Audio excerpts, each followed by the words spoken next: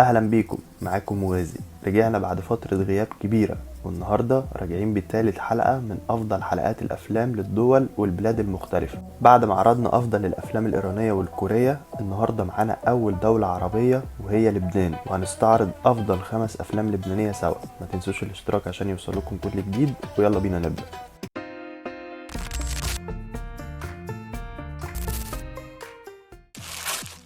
أول فيلم معانا فيلم بيروت الغربية، إنتاج سنة 1998، تأليف وإخراج الرائع زياد دويري. فيلم بيروت الغربية مش فيلم تقليدي عن الحرب الأهلية اللبنانية، لكنه تجربة صادقة شايفين فيها الحرب مش بس من فوق ولا من على منصات السياسة، لكن من جوه عيون ولد صغير اسمه طارق عايش وسط الدمار والجنون اللي ضرب بيروت سنة 1975. طارق ولد مراهق بيحب يزوغ من المدرسة ويكتشف العالم ويعيش لحظته زي أي شاب طبيعي. هو وصاحبه عمر اللي دايما شايل كاميرا فيديو بيجربوا يشوفوا الحياة من ورا العدسة، يصوروا الطيارات ويسجلوا تفاصيل الشارع، لكن الحرب ما بترحمش البراءة وبتقلب اللعب جد. بنشوف مي كمان بنت مراهقة من بيروت الشرقية بتدخل فجأة في عالم طارق وعمر. علاقتها بيهم بتفتح باب للأمل، لفكرة ان ممكن يحصل تفاهم وتواصل بين الطوائف. لكن للأسف الحرب ما بتسيبش الناس في حالهم، كل حاجة بتتشقلب، والعلاقات اللي كانت لسه بتتكون بتتبعثر قدام القصف والانفجارات والخوف. وبيبدأ الفيلم يرسم حدود الانقسام اللي الحرب فرضته على الناس حتى الأطفال. الفيلم مش بس بيحكي عن اللبنانيين، لكنه كمان بيكشف جزء كبير من مأساة الفلسطينيين في لبنان. واحدة من أقوى المشاهد بتكون في مشهد الأتوبيس اللي فيه فلسطينيين ولبنانيين، واللي بيتعرض لهجوم من ميليشيات لبنانية، في مشهد بيعكس مجزرة تل الزعتر وبيفكرنا إن الحرب كانت عميقة ومركبة، مش بس طائفية لكن كمان سياسية وإنسانية. طارق في البداية كان فاكر إن الحرب مغامرة، خروج عن المألوف، لكن مع الوقت بيكتشف إنها لعنة بتاخد الناس اللي بيحبهم، زي أمه هالة اللي بتموت في الآخر. النهاية بتيجي كأنها صدمة، وبتورينا العبء اللي الحرب بتحطه على قلب طفل وعلى بلد كاملة. بيروت الغربية فيلم مؤثر وجميل، وكمان حصل على المركز التاسع ضمن قائمة أفضل 100 فيلم في تاريخ السينما العربية حسب استفتاء مهرجان دبي السينمائي سنة 2013.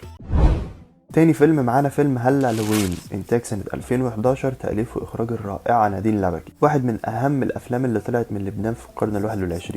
فيلم بيجمع بين التراجيديا والضحك وبين السياسة والإنسانية، وبيقول بمنتهى البساطة الحروب دي ليه واحنا رايحين على فين. الأحداث بتدور في قرية لبنانية صغيرة معزولة، فيها مسيحيين وفيها مسلمين، والناس عايشة مع بعض في سلام هش، لحد ما تبدأ الأخبار والتحريضات الطائفية تتنشر من التلفزيون، وتبدأ النفوس تسخن والرجالة تفكر في السلاح والدم زي كل مرة. بس المرة دي الستات قالوا لأ، قرروا يتدخلوا ويمنعوا ولادهم وجوازاتهم من إنهم يضيعوا القرية في حرب ملهاش لازمة. مش هتصدق كمية الحيل اللي بيحاولوا يستخدموها عشان يلهوا الرجالة عن الفتنة. جابوا رقصات من أوروبا الشرقية وخبوا حبوب منومة في الأكل، وعملوا تمثيليات عاطفية، وقلبوا الدنيا مسرح كبير، وكل ده علشان يمنعوا الدم. وفي قمة الدراما، واحدة من الأمهات بتضطر تطلق النار على رجل ابنها عشان توقفه من الانتقام بعد ما أخوه اتقتل في اشتباك طائفي. مشهد صعب وبيبين لدرجة إيه الأمهات مستعدة تعمل المستحيل عشان تحمي ولادها من بعض. الفيلم بيرفع راية الستات. نادين لبكي بتطرح سؤال واضح: ليه الرجالة دايما بيبدأوا الحرب، وليه الستات هم اللي دايما بيحاولوا ينهوا الكارثة؟ الفيلم مش بس نقد للواقع الطائفي، لكنه كمان تأمل في دور المرأة في المجتمع كصانعة للسلام ومواجهة للعنف اللي الرجالة أحيانا بيخلقوه من اللا شيء. على المستوى الفني، نادين لبكي استخدمت كاميرا بسيطة واسلوب بيقرب من الواقعية جدا، وبيخلي المشاهد يحس انه عايش معاهم في القرية. رغم ان المكان فقير ومفيهوش اي مظاهر رفاهية، لكن روح المكان نبضة بالحياة، وكل مشهد فيه لمسة إنسانية عميقة. الفيلم حقق نجاح كبير جدا واتعرض في مهرجان كان، وخد جوائز في مهرجانات دولية كتير. فيلم هلا لوين بيفضل واحد من العلامات في السينما اللبنانية والعربية، لأنه طرح قضية الطائفية بشكل إنساني نسوي ومبتكر وجريء.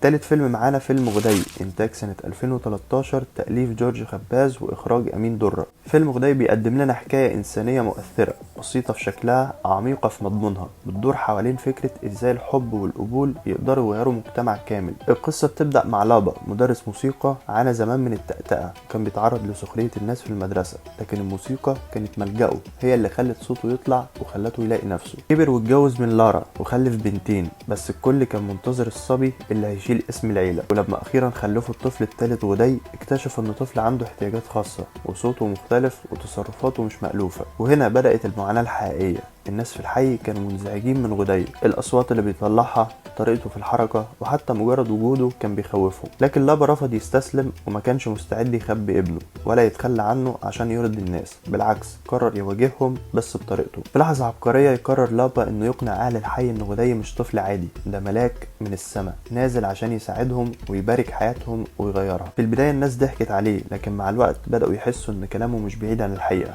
كل واحد في الحي بدأ يلاحظ ان حياته بتتحسن من ساعة ما غدي دخلها. مشهد ورا التاني بنشوف ازاي الطفل المختلف بقى هو السبب في لمة الناس وفي فتح قلوبهم لبعض وفي تغيير نظرتهم لنفسهم وللي حواليهم. امين درة استخدم اسلوب هادي وبسيط جدا في التصوير. تفاصيل صغيرة زي شريط كاسيت، فنجان قهوة عربية او شارع ضيق في قرية كانت كفيلة تنقلك جوه الفيلم وجوه الحياة دي وتحس انك جزء منها.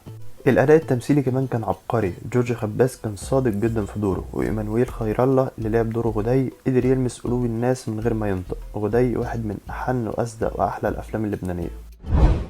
رابع فيلم معانا فيلم قضية رقم 23، إنتاج سنة 2017، تأليف وإخراج تاني الرائع زياد دويري، وده أول فيلم لبناني يوصل للترشيحات النهائية لجائزة الأوسكار كأفضل فيلم أجنبي. فيلم القضية رقم 23 مش مجرد دراما قانونية، دي رحلة جوه القلب السياسي والاجتماعي اللبناني.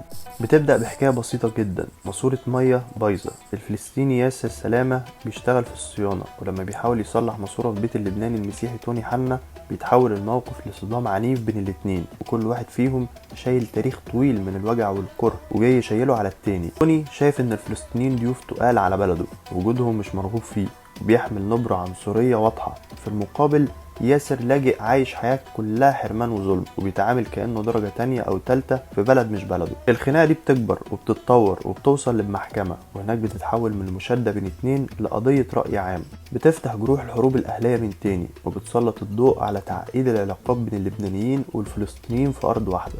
الفيلم بيستخدم شخصية بشير الجميل كرمز للتطرف من خلال خطاباته اللي بتظهر طول الوقت وصوره المنتشرة في بيت توني. كأن بشير مش مجرد زعيم راحل، لكنه موجود بروحه وأفكاره، بيغذي الكره والخوف من تاني وبيبرر العنف والعنصرية. المحكمة في الفيلم مش بس مكان للفصل بين توني وياسر، دي ساحة بيواجه فيها الجيل الجديد المتمثل في المحامية نادين مواقف الجيل القديم الممثل في والدها المحامي وجدي اللي عاش الحرب عنده أحقاد متجذرة واللي معاش بيحاول يفهم ويتصالح. قضية رقم 23 فيلم إنساني صادق وذكي جدا في توظيف الرموز والتاريخ عشان يقول لنا إن اللي حصل من 50 سنة لسه سايب أثاره جوانا، بس الأمل دايما في الأجيال الجديدة اللي ممكن تشوف الصورة بشكل مختلف.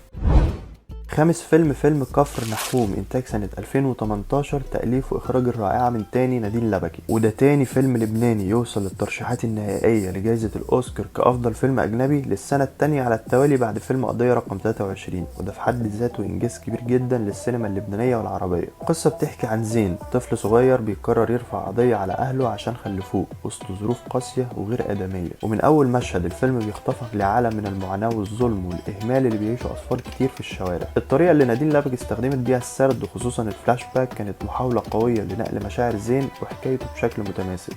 بصريا الفيلم مبهر، الكاميرا كانت بتنقل التفاصيل الصغيرة ببراعة من الشوارع الضيقة لوشوش الأطفال اللي كلها حزن وحتى لحظات الصمت اللي بتقول كتير من غير كلام. وزين الرفاعي الطفل اللي قام بالدور تمثيله كان طبيعي جدا وكان جزء كبير من قوة الفيلم. الفيلم بيسلط الضوء على قضايا زي الفقر والتشرد وزواج القاصرات وأطفال الشوارع، ودي حاجات فعلا صعبة، لكن المشكلة في الرسالة نفسها. الفيلم بيقدم فكرة واضحة جدا، لو مش عايزين تعيشوا في البؤس بلاش تخلفوا الأطفال. الفكرة دي ببساطة بترمي اللوم على الفقراء كأنهم هم السبب في مشاكلهم من غير ما يتكلم بجدية عن مسؤولية الدولة أو غياب السياسات أو الظلم الهيكلي اللي بيخلي الفقر دايرة مقفولة. كفر نحوم فيلم إنساني مؤلم متصور حلو قوي وبيخليك تفكر كتير، لكن الرسالة اللي بيقدمها ممكن تتفهم بشكل فيه تحامل على الطبقات المهمشة، وده اللي بيخلي الفيلم في منطقة ما بين التحية على الشجاعة والنقد على التبسيط.